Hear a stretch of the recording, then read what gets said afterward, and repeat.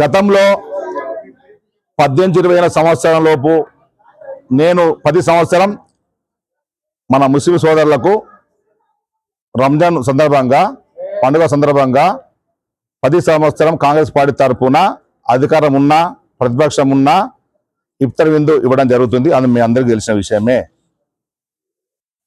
మన భారతదేశంలో హిందువులు ముస్లిమ్స్ కానీ క్రిస్టియన్స్ కానీ సిక్కులు కానీ అందరూ కలిసిమెలిసి ఆనందంగా ఉండాలంటే ప్రతి ఒక్కరూ ప్రతి పండుగను గౌరవించుకోవాల్సిన బాధ్యత ఒక భారతదేశ పౌరుడిగా అందరి మీద బాధ్యత ఉంది.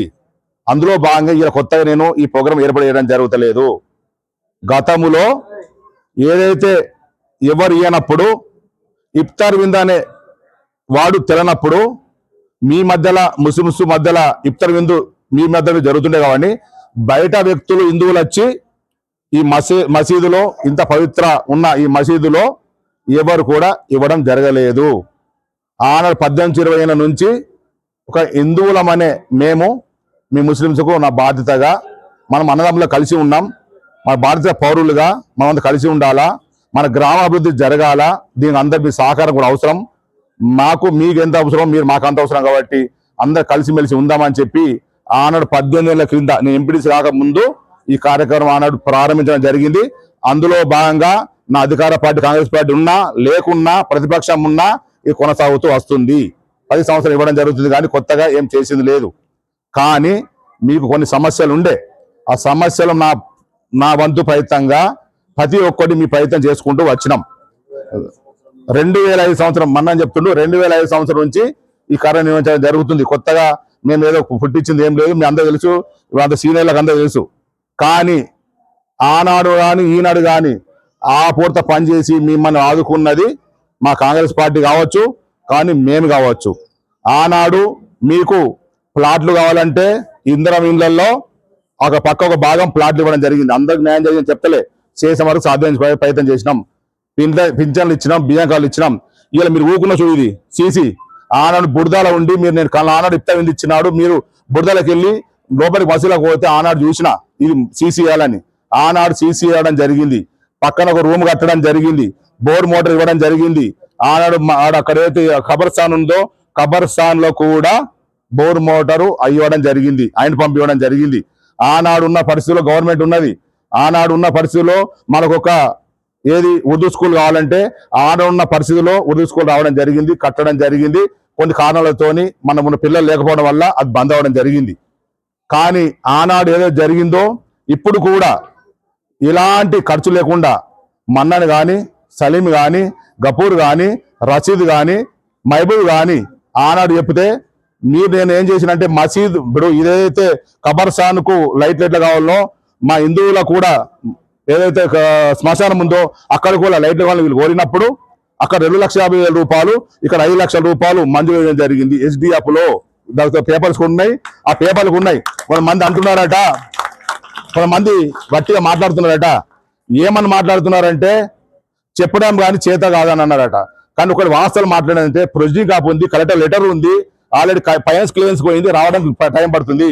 ఇలా అదే ప్రొసీడింగ్ లా మా హిందూ శ్మశాన లైట్లు కూడా ఆగినాయి. దాంతో అది అయినప్పుడు ఇది కూడా అవుతుంది.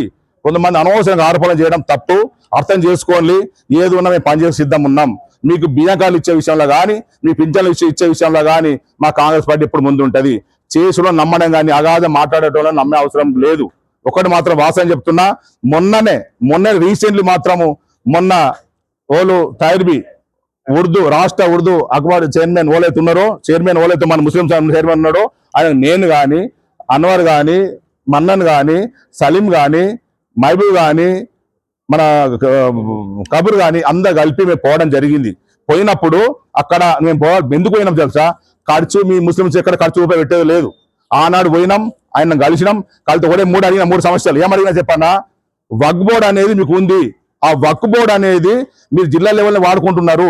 మా ముస్లింస్ వక్ఫ్ బోర్డు నిధులు కానీ ఎలాంటి కార్యక్రమాలు కానీ మాకు చెందుతలేదు. కాబట్టి మాకు ఆ వక్ఫ్ బోర్డు సంబంధించిన వక్ఫ్ బోర్డు డైరెక్టర్ మా మండలి కావాలని కోరడం జరిగింది. మీకు కొంచెం కోరడం జరిగింది. ఒక పాయింట్. రెండో విషయం చెప్తున్నా, ఉర్దూ స్కూల్ మంజూరు అయింది, దానికి బంద్ అయింది. ఉర్దూ స్కూల్ టీచర్ లేకపోవడం వల్ల బంద్ అయింది. మీరు చైర్మన్ ఉన్నారు, మాకు ఉర్దూ స్కూల్ సంబంధించిన చైర్మన్ ఉపాధ్యాయుడు కావాలని చెప్పి కోరడం జరిగింది.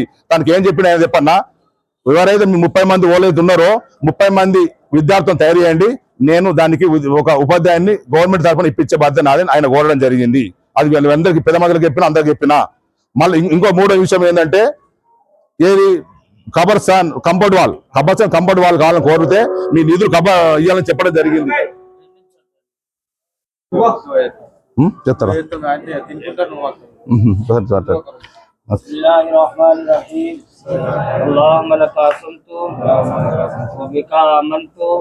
మేము తీసుకుంటాం, కానీ మీరు అనవసరంగా ఎవరో మాటలు విని ఆరోపణ చేసేటోళ్ళు చేయని గురించి మర్చిపోండి. ఎవరు చేసినా మనకు అందరికి న్యాయం జరగడం ముఖ్యం కాబట్టి వేరే ఆలోచన అవసరం లేదు.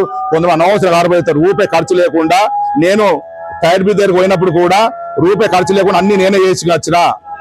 పెట్రోల్ కానీ, నిధులు ఖర్చు కానీ, అన్నంతో పాటు రూపాయి ఖర్చు లేకుండా మీకు పనులు చేసిన బాధ్యత మాది ఉండదు. చేస్తాం. కాబట్టి మీరు అందరూ సహకరించి ఓళ్ళ మాట వినాల్సిన అవసరం లేదు. మీ పని చేసిన గౌరవించాల్సిన బాధ్యత మీరు ఉంటారు. కాబట్టి మీ అందరూ సహకరించాలని కోరుతున్నాం. జగర్ల మండల కేంద్రంలో మసీదు వద్ద మన కాంగ్రెస్ పార్టీ ఆధ్వర్యంలో ఎప్పుడు గత 20 సంవత్సరాల నుండి మేము ఇఫ్తార్ విందు హిందువుల తరఫున మేము మా పార్టీ తరఫున ముస్లిం సోదరులకు ఇవ్వడం జరుగుతుంది. అందులో భాగంగా ఈరోజు మా ఎర్రగడ్ల మసీదులో ఇఫ్తార్ విందు ఇవ్వడం జరిగింది. ఎందుకంటే వారికి ముస్లిం సోదరులకు ఈ రంజాన్ అనేది పవిత్ర రోజు కాబట్టి, పవిత్ర పండుగ కాబట్టి వాళ్ళు హిందువులు ముస్లిమ్స్ గ్రామాలలో అన్నదమ్ములుగా కలిసిమెలిసి గ్రామాభివృద్ధిలో భాగస్వామ్యం అవుతారు. కాబట్టి మాకు సహకరిస్తారు. కాబట్టి మేము కలిసిమెలిసి ఉండి మా పండుగలకు వాళ్ళ పండుగలకు మేము ఇవ్వాల్సి ఉంది. కాబట్టి అందులో ఒక మంచి సంప్రదాయం మా కాంగ్రెస్ పార్టీ తరఫున గత 20 సంవత్సరాల క్రితం మేము ఇది కొత్తగా ఆనాడు ఏర్పడడం జరిగింది.